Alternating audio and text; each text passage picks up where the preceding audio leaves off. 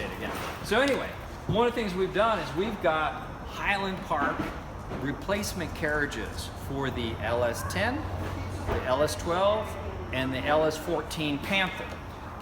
And essentially there's two components to that.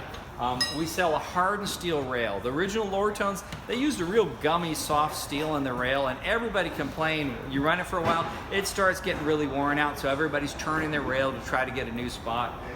Hardened steel rail. This is like what you build a bulldozer cylinder out of. It's tough. So those are available. They range anywhere from like $40 to $46 for a pair of rails, heavy duty.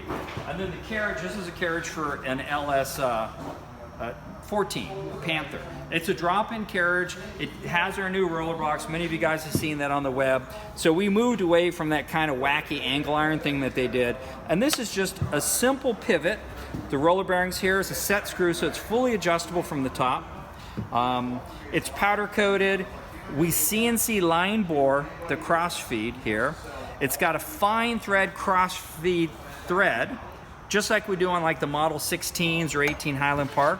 And so you can see this is a fine thread, super, super, super smooth control. I've got customers cutting intarsia on these. There's a replaceable brass nut inside, right underneath there. And it also comes with a brand new vise. So if you got an old Lortone, you know, LS12, 14, or 10, brand new carriage, new vise, you can buy yourself a new set of rails. It comes with a new feed nut as well, and you're instantly up to going. And they range anywhere from, prices range anywhere from as low as like 180 bucks on up to like 220 now. It might change in the future, but that's a killer price for making your saw brand new, or basically brand new.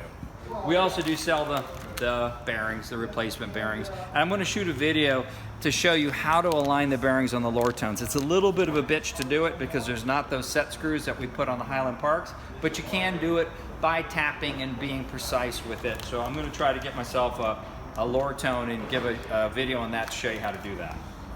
Also, we have feed screws, of course. Okay, that's good.